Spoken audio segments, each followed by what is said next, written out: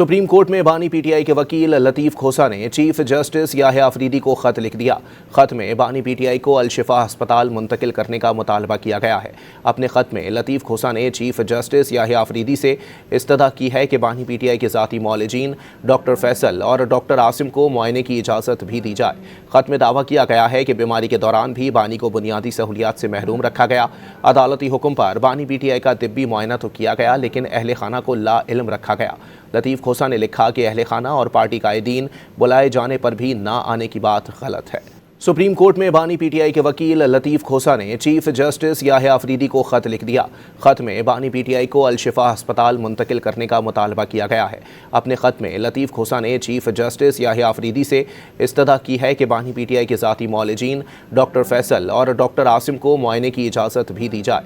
खत में दावा किया गया है कि बीमारी के दौरान भी बानी को बुनियादी सहूलियात से महरूम रखा गया।